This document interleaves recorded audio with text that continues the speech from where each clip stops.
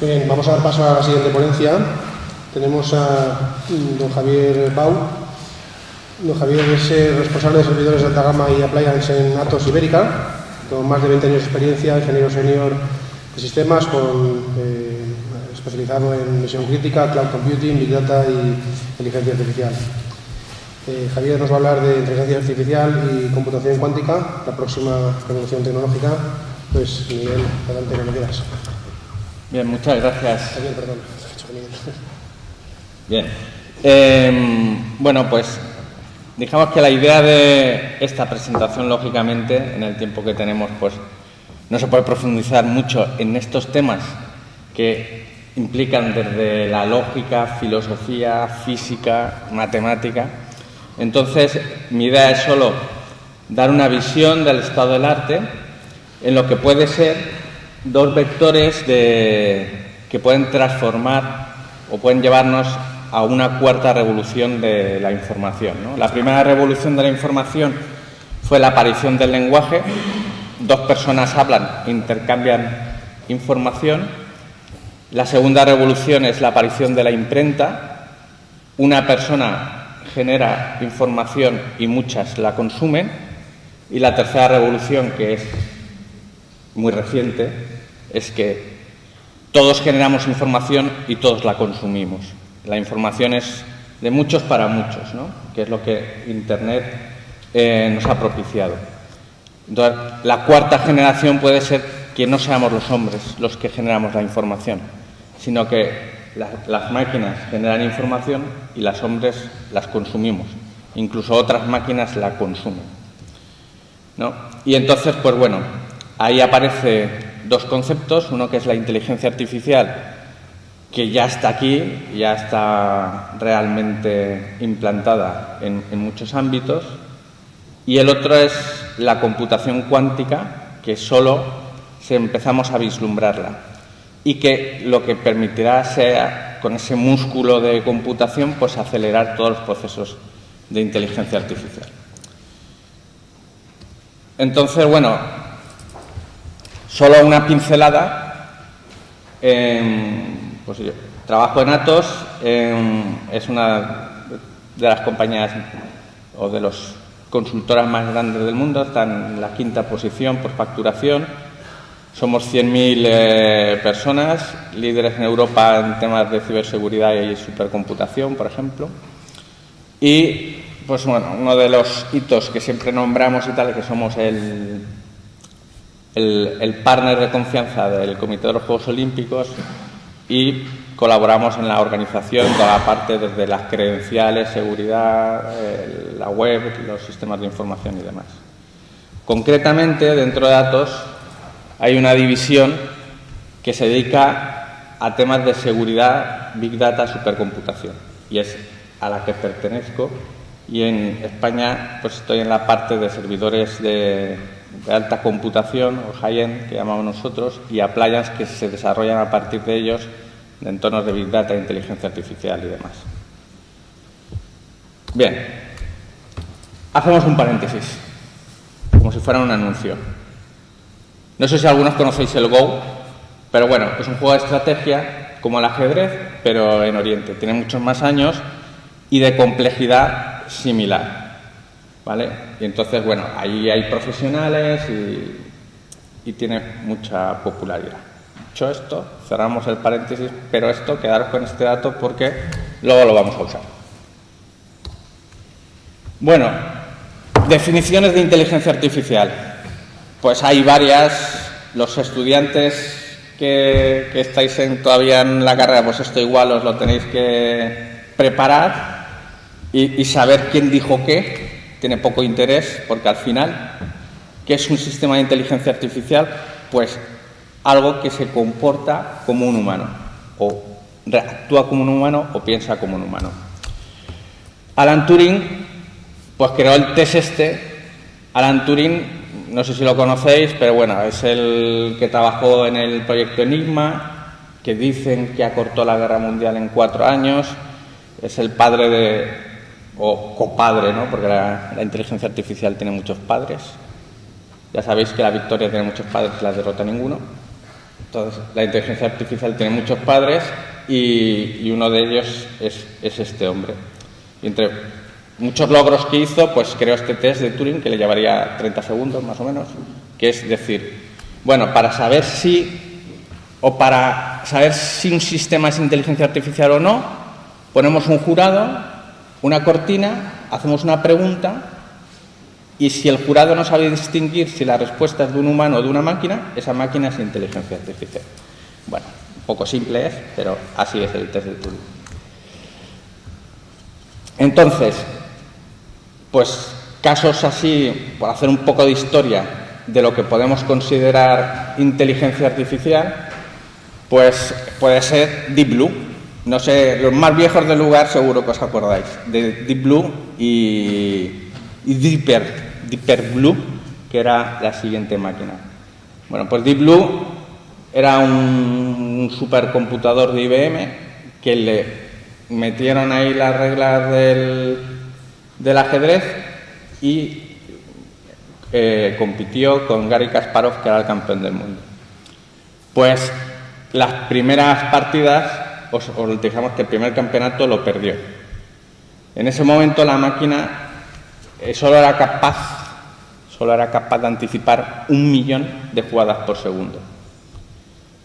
Y lo que hacía era, bueno, de todas las jugadas que puedo hacer, empieza ahí a calcular esta y si este hace aquel y entonces yo hago esto, yo hago bu, hasta que veía, por aquí pierdo, vuelvo a intentarlo. Realmente se puede decir que más que inteligencia artificial era fuerza bruta. De hecho, perdió y dijo IBM, pues a este hay que ganarle al ruso. Así que lo que vamos a hacer es meter donde habían 32 nodos, 64 nodos. Y en vez de hacer 1 millón, de anticipar 1 millón de movimientos por segundo, vamos a hacer 2. Y ganó. Vale. Pero por fuerza bruta. El siguiente paso en estos simuladores de juegos es AlphaGo, que es de DeepMind, que es una empresa de Google. Y AlphaGo, pues bueno, lo de Google en vez de hacerlo para ajedrez lo han hecho para el Go, pero es un simulador, es lo mismo. Y aquí ya lo que le hicieron fue meterle partidas que se habían hecho. Entonces la máquina no anticipaba todos los movimientos, sino que intuía qué partida podía seguir en función de los movimientos del contrario. Y además aprendía de cuanto más partidas jugaba, más intuía cuáles eran los movimientos ganadores. Así le ganó al campeón del mundo, al Garry Kasparov, pero del Go, por 4 partidas a 1. Al año siguiente, DeepMind dijo, bueno, ¿para qué le voy a tener que meter partidas a una máquina? Le meto las reglas del juego y que se ponga a jugar contra sí misma. Y así lo hizo. Y entonces sacó o evolucionó el programa AlphaGo 0 y la puso 3 días, hay un fin de semana a jugar contra sí mismo. En 3 días jugó 4,9 millones de partidas y aprendió de tal forma que le ganó a su hermana 100-0 y no ha habido ningún humano que haya sido capaz de ganarle.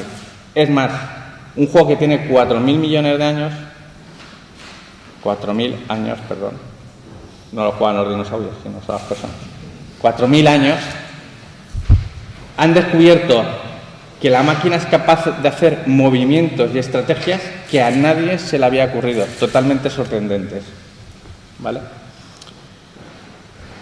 Bueno, ¿con esto qué quiere decir? Era un poco una forma de introducir de manera más o menos amena que podemos decir que la inteligencia artificial es cuando una máquina más o menos se comporta como un humano o parecido a un humano, pero que no es lo mismo que el machine learning, que es cuando una máquina es capaz de aprender como un humano, siempre tomándolo con ciertas matices, ¿vale? Y esto es realmente lo que tiene valor. No que se comporte una máquina como un humano, sino que una máquina sea capaz de aprender, ¿vale? Entonces, bueno, en ese modelo de aprendizaje pues tenemos 2 tipos, ¿no? El modelo supervisado, que es este del AlphaGo, por ejemplo, que yo le estoy metiendo las reglas de un juego, o en el caso de sanidad yo le estoy metiendo la sintomatología de una enfermedad, y entonces en base a eso él puede hacer diagnósticos. Y luego está el tema no supervisado.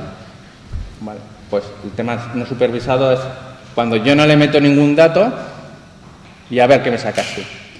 Entonces, se usa bastante en sistemas de patrón y anomalía, ¿no? Por ejemplo, no voy a entrar mucho al detalle porque esto es un tema un poco sensible, pero imaginaos para la lucha antiterrorista o la seguridad nacional. Si yo más o menos me creo patrones de comportamiento de personas que más o menos se hacen cosas habituales, pues yo sé que una persona habitualmente hace esto. Cuando una persona sale de ese patrón, se convierte en una anomalía a investigar.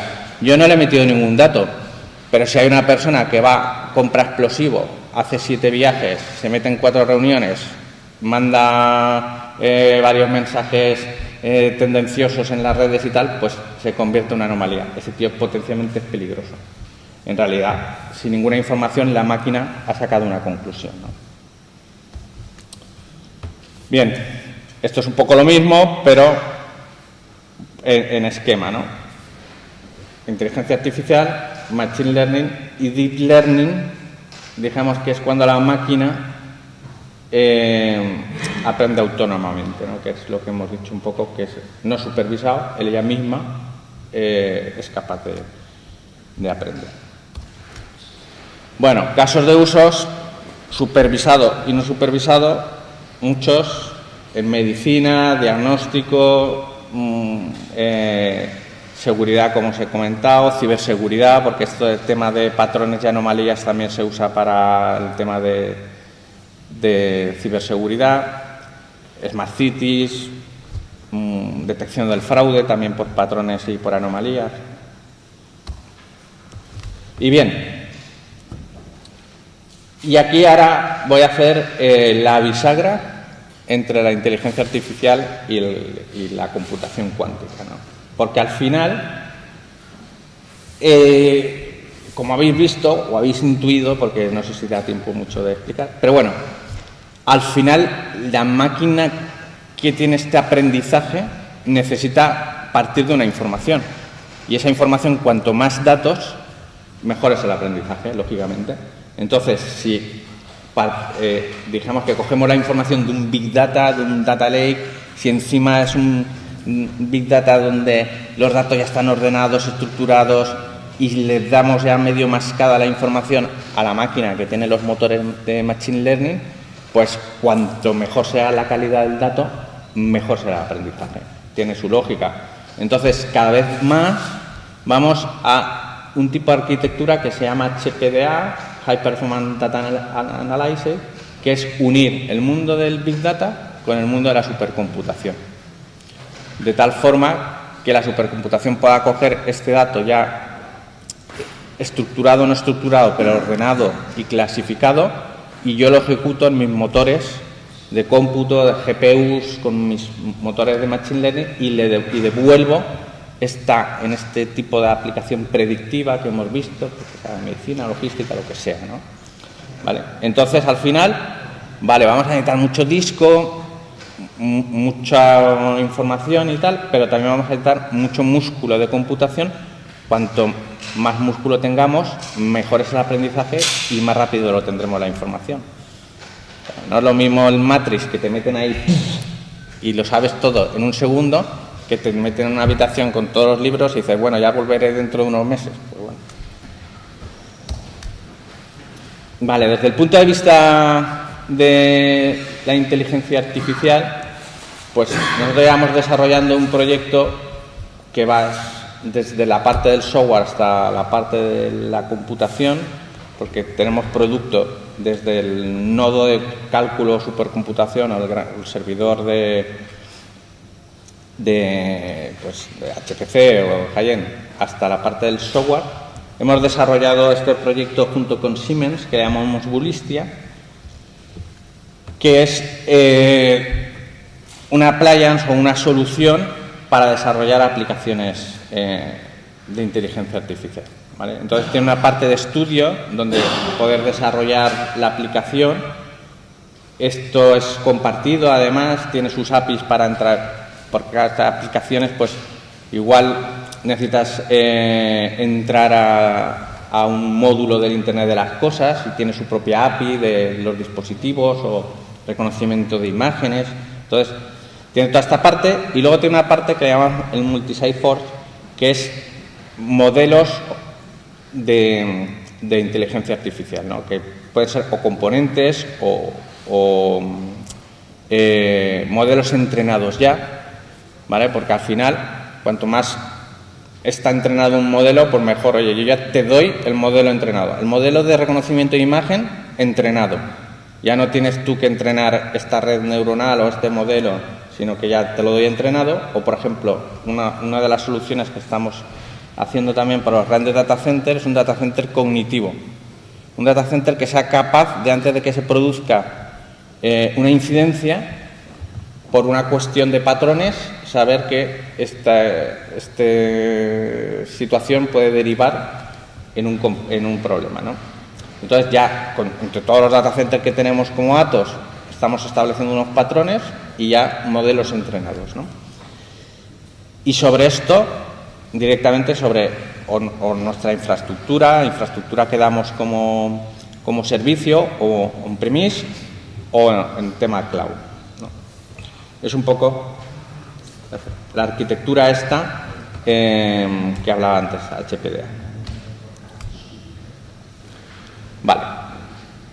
Y entonces, bueno, pues todo este modelo que hemos hablado de Machine Learning y de inteligencia artificial, pues cada vez tendrá más capacidades conforme la parte de cómputo la optimicemos, ¿no? Pues ahora tenemos sistemas, pues no recuerdo muy bien, pero el último sistema el proyecto conjunto que estamos con la Universidad de Oxford, pues tiene, no sé, tiene 1000 nodos de GPUs y tal para hacer unos cálculos a lo bestia, ¿no? Sobre redes neuronales, ¿no? Pero claro, conforme vayamos avanzando en la parte del cómputo, más capacidades tendremos. Entonces, bueno, transparencia, ya hemos visto antes, el famoso ley de Moore. Otro que fundador de Intel, persona respetable, y va a pasar a la historia por una chorrada, pero bueno, es así. Que es que, pues una cosa obvia, que es que cada cierto tiempo los procesadores se doblan en cómputo. En un momento dado, pues digamos que el puro gigahercio llegó a la limitación, por eso hay como una separación, que es que entonces, bueno, empezamos a hacer más núcleos, metemos más núcleos, cada vez más núcleos. Para meter más núcleos tenemos que hacer los transistores más pequeños, porque si no, no nos cabe en el chip. Y entonces, bueno, los últimos procesadores son de 22 nanómetros el transistor. Ya hay procesadores de en torno a 14, 12, aunque no están en el mercado, y parece ser que el límite, aunque eso no se sabe, es que sea de 6 nanómetros. Para que os hagáis una idea, el átomo de silicio mide 0,3 nanómetros. O sea, que si tenemos un transistor de 6 nanómetros, es que caben 30 átomos, no caben más. Entonces, el electrón que se mueve para darnos el bit, el 0 o el 1, pues va a tener que atravesar solo 30 átomos. Eso, al final, prácticamente vamos ahí a dar el salto de la computación tradicional a la cuántica, porque claro, esa partícula va a tener que recorrer tan pocos átomos que tendrá un impacto. Todo esto, que no voy a entrar, porque bueno, si no ya nos quedamos aquí a dormir, que es todo el tema de la onda partícula y la información. En cualquier caso, vamos a ir antes o después hacia la computación cuántica.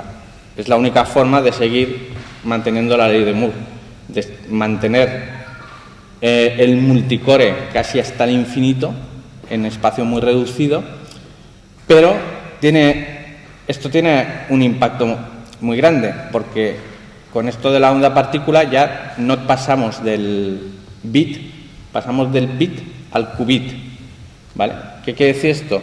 Que como el bit tiene, dijéramos que dos direcciones, que es la dirección de la partícula y la onda, bueno, no vamos a entrar en el tema de la mecánica cuántica, pero bueno, entonces, así como el bit es 1 o 0, el qubit es 1, 0 o 1, 0. Entonces, puede tener más estados. ¿Eso qué hace? Que cambia toda la algorítmica.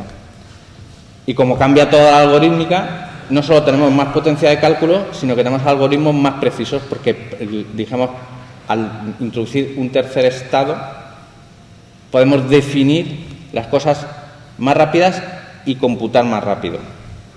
¿Hasta ahora qué tenemos? Prácticamente nada. Tenemos máquinas que o las metemos en grandes refrigeradores a 0 grados Kelvin, de un qubit, que metemos ahí unos cuantos electrones y les damos con un rayo láser para ver si responden como si fuera una puerta de cómputo y tal. Y esto es... Pero bueno, vamos avanzando y no sería extraño posiblemente que en 15 años ya pudiéramos tener algo más robusto y más estable. Para prepararnos para ello, y como esto es muy revolucionario, pues nosotros tenemos un simulador, ¿vale? Podemos poner en el mercado de la energía, en el mercado financiero, en el mercado de la universidad, un simulador de tal forma que todos estos algoritmos que existen en banca, en energía, los podamos empezar a traducir o en seguridad a cuántico, ¿vale? Y de hecho, pues esto ya lo tenemos en el Ministerio de Energía de Estados Unidos, cosa que es muy difícil vender una máquina europea en Estados Unidos, y ahora se está haciendo una POC también en Morgan Stanley, porque transformar la algorítmica tradicional de ceros y unos al cuántico puede llevar 10, 15, 20 años, y el que esté preparado con toda su algorítmica ya preparada, probada y transformada para cuando salgan los primeros computadores cuánticos, pues posiblemente se llevará el pastel. Si hablamos de lo que habíamos visto antes de compra-venta de acciones en mercado, si tú todo ese software lo has pasado a cuántico y tienes un ordenador cuántico, pues seguramente te haces con el mercado en segundos, temas de seguridad y demás, y temas de inteligencia artificial. Obviamente, entrenar una máquina esta Alfa Cero que le costó 3 días, pues podía ser cuestión de segundos. 30 qubits, que es una máquina así, pequeñita, equivalen a 10 terabytes de computación HPC. Os podéis imaginar que es pues toda esta sala llena de nodos. Y nada más, me pasa un poquito. Perfecto. Muchas gracias, Javier.